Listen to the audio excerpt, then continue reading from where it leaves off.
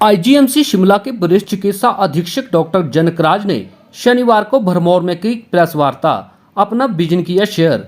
भरमौर विधानसभा क्षेत्र से भाजपा टिकट को लेकर चर्चा में चल रहे आईजीएमसी शिमला के वरिष्ठ चिकित्सा अधीक्षक डॉक्टर जनकराज ने हल्के को लेकर अपना विजन शेयर किया है।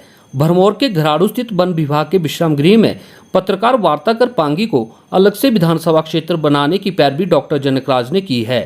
डॉक्टर जनकराज ने कहा कि भरमौर विधानसभा क्षेत्र में मूलभूत सुविधाओं को लेकर बहुत कार्य होने को है। उन्होंने कहा कि संगठन और क्षेत्र की जनता मौका देती है तो सबसे पहले उपमंडल मुख्यालय भरमौर से जिला मुख्यालय के लिए वैकल्पिक रोड बनाया जाएगा। चूंकि रोड बंद होने के बाद अन्य कोई विकल्प जिला मुख्यालय तक पहुंचने का नहीं है। वहीं धार्मिक और साहसिक पर्यटन की दिशा में काम कर बेरोजगारों को स्वरोजगार के अवसर मुहैया करवाने की दिशा में कार्य किया जाएगा। साथ ही स्वास्थ्य और शिक्षा पर भी विशेष तौर पर बल दिया जाएगा। डॉक्टर जनकराज ने उत्तर भारत की प्रसिद्ध मणिमहेश यात्रा का दायरा बढ़ाने और इसे व्यवस्थित रूप से संचालित करने की भी बात कही है। आज हम आपके समक्ष इस बात के लिए पेश हुए हैं कि हमारे क्षेत्र की जो समस्याएं हैं उनको कैसे हमने ठीक करना है, मिलजुल कर उस दिशा में हमने क्या प्लानिंग करनी है, उस पर चर्चा करने के लिए आज हम आपके समक्ष उपस्थित हैं।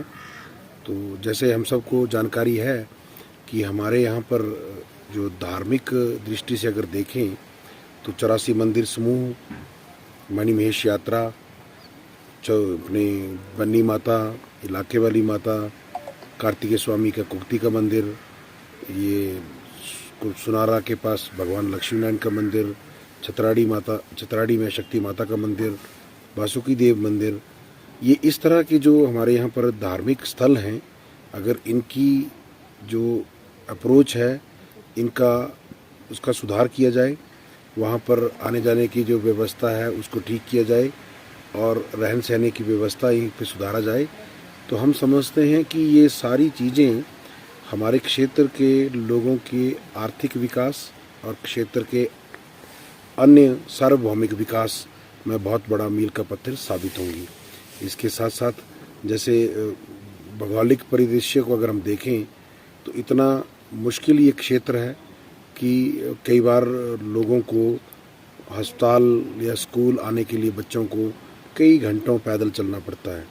तो उस तरह की समस्याओं पर हमने किस तरह आगे आने वाले समय में काम करना है, उस पर विचार विमर्श करने के लिए हम यहाँ इकट्ठा हुए हैं। और इसके साथ साथ एक हमारा व्यक्तिगत तौर पर ये मानना है कि आज़ादी के इतने वर्षों के बाद भी हमारा जो क्षेत्र है वो जिला मुख्यालय से केवल एक रास्ते से जुड़ा हुआ है। तो वैसी स्थिति में जब कभी बार ये रोड टूटता है तो हमारा संपर्क शेष दुनिया से लगभग कट सा जाता है।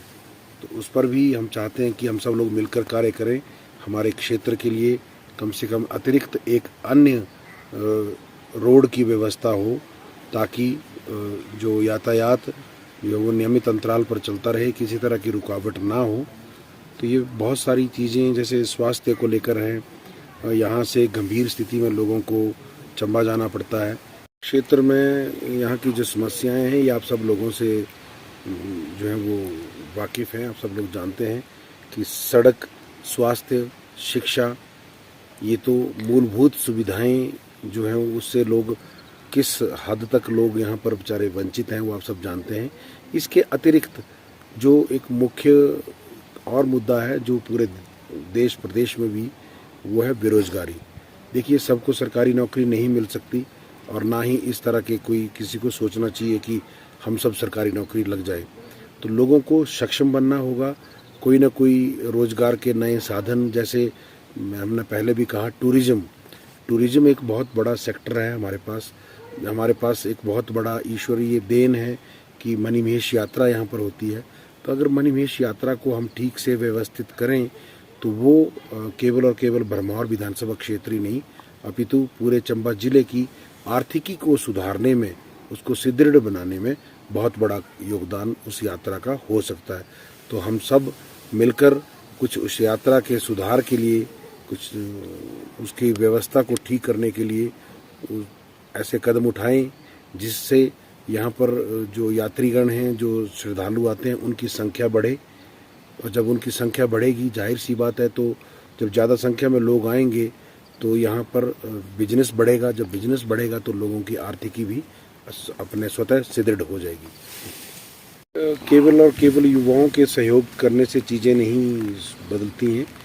युवा अगली पीढ़ी है, उस पर बहुत बड़ा दारोमदार है, परंतु हमें समाज को ठीक करने के लिए हमें समाज के हर एक आयु वर्ग, हर एक आर्थिक वर्ग, इसके अतिरिक्त महिला पुरुष हम सब लोगों को इकट्ठे मिलजुल कर योगदान करने की और साथ देने की आवश्यकता होगी।